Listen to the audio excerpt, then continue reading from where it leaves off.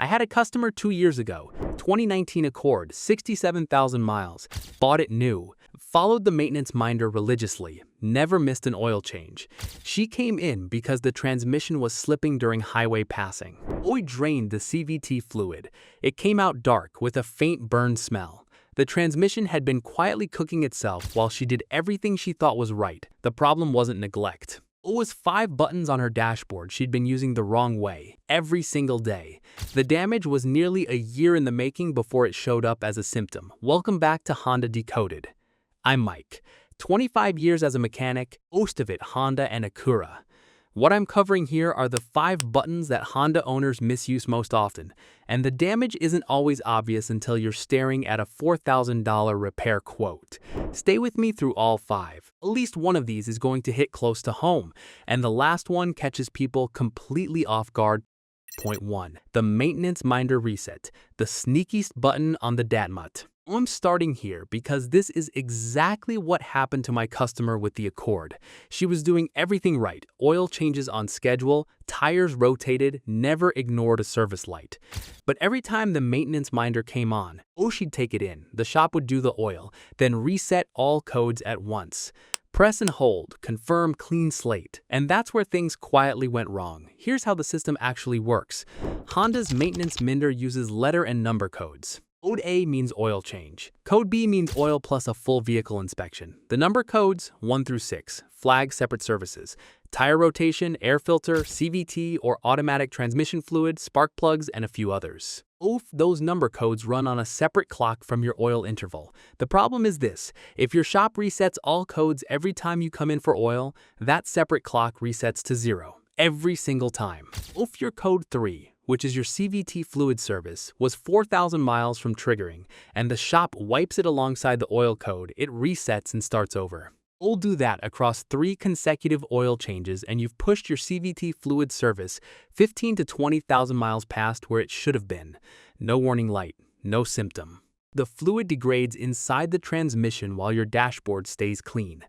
That's what happened to my customer. We caught it at 67,000 before the transmission failed completely. A fluid flush cost her $140. The dealer down the road was quoting $4,600 for a full CVT replacement. The fix is simple. Before any shop resets your maintenance minder, take a photo of the codes on your phone.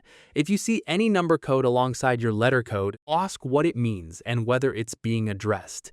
If the shop resets everything without asking, that's a shop that doesn't understand Honda's system. Find a different one. After button 1, if your maintenance minder has been getting fully reset every oil change, you're not alone, and now you know what to check. Hit subscribe. Every week, I cover the Honda-specific maintenance traps that shops don't flag because those repairs are what keep them in business. 2. The ECON button, the one quietly burning your transmission, that green leaf button. Honda markets it hard. There's even a little green indicator on the dashboard that lights up when ECON is on, like a reward. The issue is that ECON was engineered for one specific situation: flat highway cruising. Steady speed, light load, no hill, Odyssey pulling hard. In that lane, ECON is fine. It tells the transmission to hold a higher gear, trims the throttle response, saves a bit of fuel. Great. Now picture your actual morning commute. Stop lights, merging, slight grades. A quick burst to get up to speed. You've had ECON on the whole time. Every time you press the accelerator and the car is already in a high gear, the transmission gets a command it can't cleanly execute. It's being told to stay in high gear and be efficient while you're asking it to move a loaded car. The result is partial slip. Think of it like trying to launch a heavy cart from a standstill while you're already in 5th gear on a bicycle. You can do it, but something is grinding. In a Honda CVT, and that covers the Civic, Accord, CR-V, and Odyssey for most of you, that slip generates heat. Transmission fluid is healthy below 200 degrees Fahrenheit. For every 20 degrees above that, the fluid's effective lifespan cuts in half. ECON in stop-and-go traffic pushes that fluid well past the threshold on a regular basis. You'll never know because your dashboard doesn't show a transmission temperature gauge. The car feels fine. The green light is on. The fluid is just degrading. Use ECON on flat highway runs at a steady cruise. Turn it off in city traffic, on hill, or during summer when the AC is running hard. And anytime you're making a passing move or merging, that's the entire rule. Honda never explained it plainly in the owner's manual, which is why I'm explaining it now. After buttons 2-3, if you've been running Econ through city traffic and didn't know any of this, subscribe. We'll cover Honda-specific issues like this every week, the kind of information that keeps your car out of the shop and keeps your wallet where it belongs. 3. The VSA button. One press versus two very different outcomes.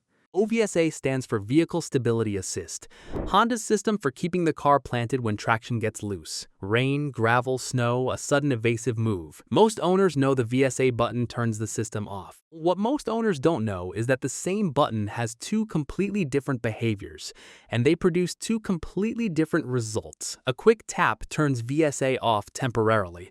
If you're stuck in snow and need to rock the car, it's exactly what it's for.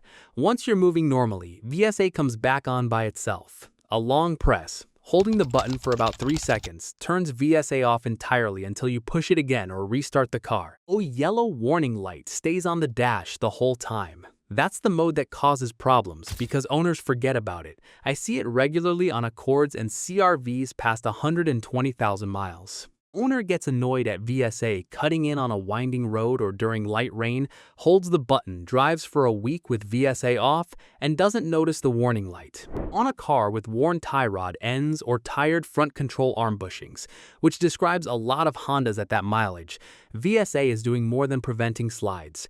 It's managing how brake force distributes during cornering. Without it active on worn steering components, brake shimmy goes unmanaged. Rotors score unevenly. Pad wear accelerates on one side. You end up with a brake job that wears out twice as fast as it should. Quick tap for a specific situation, completely fine. Long press you forget about. That's the problem. Check your dashboard. If the VSA warning light is on right now and you're just driving normally, press the button and turn it back on. Point 4. Auto Idle Stop Button. The $40 fix most people skip. Every 2013 and newer Honda with this system starts with idle stop active by default.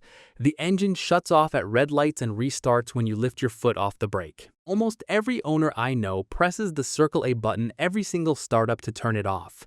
The restart feels abrupt, the shutoff feels wrong. They don't trust it. I understand that completely, but here's the mechanical reality. Honda's idle stop system is built around a specialized AGM battery, absorbed glass mat, that costs between $300 and $400 to replace. It's designed for rapid, repeated charge and discharge cycles. That is literally its job. When you disable idle stop every time you start the car, the battery stops cycling the way it was engineered to. The Honda charging system detects this and responds by slightly overcharging to compensate. Over 2 to 3 years, that pattern degrades the battery cells ahead of schedule. When the AGM fails early, and it will, the charging system goes into recovery mode on the next startup. Alternator runs at elevated voltage for the first 20 to 30 miles trying to restore charge. On a V6 Pilot, Ridgeline, or older Odyssey with variable cylinder management, you've now stacked high alternator load on top of cylinder deactivation during warm-up. Cold oil, cylinder cycling in and out alternator under high demand. That combination is what I associate with premature lifter wear on those engines. We've seen it enough times that it stopped being a coincidence. The actual fix is a $40 to $50 idle stop eliminator module. It plugs into the button port and keeps idle stop permanently off without disrupting the charging cycle. The system thinks it's running normally. Battery cycles correctly. Alternator isn't fighting a degraded battery. $40, 5 minutes, done. After buttons 4-5, the idle stop fix alone is worth the subscribe. I cover this level of Honda detail every single week. The repairs and habits that separate a Honda with 150,000 clean miles from one that needs a new engine at 90,000. Hit subscribe. Point 5. Push to start accessory mode VS. Full on, 2014 and newer. This applies to any Honda with a push-button ignition. The standard sequence most people know. Foot on brake, push the button, engine starts. But there are 2 other modes that owners use constantly without understanding what they're asking the battery to do.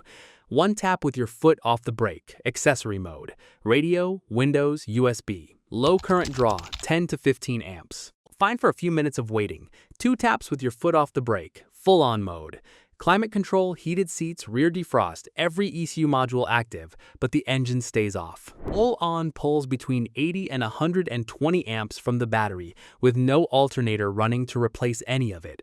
Honda's AGM battery handles that for a few minutes. Past 10 or 15 minutes, when the engine finally starts, no charging system goes into recovery. Elevated alternator output for the first portion of the drive. On V6 models, Pilot, Ridgeline, older Odyssey, that high alternator load during warm-up is exactly when variable cylinder management is most active. High electrical demand plus cylinder deactivation on cold oil is the pattern I see before premature lifter wear shows up.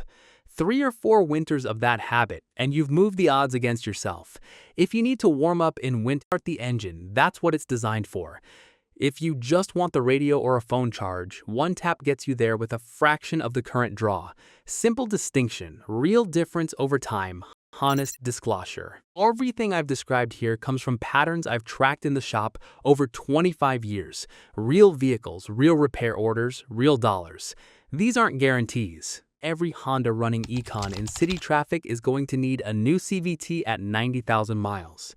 What I'm describing are the conditions that shift the odds against you, quietly over time, without any warning light telling you it's happening. If you're buying a used Honda, Accord, CR-V, Civic Pilot, any of them, spend $120 to $150 on a pre-purchase inspection at an independent Honda specialist before you hand over a deposit. Ask specifically about transmission fluid service history, whether the idle stop battery is original, and whether any maintenance minder codes were recently reset. Those 3 questions alone will tell you more about how that car was maintained than anything in the listing. 5 buttons. At least one of them has been working against your Honda since the day you bought it. The maintenance minder reset is the sneakiest.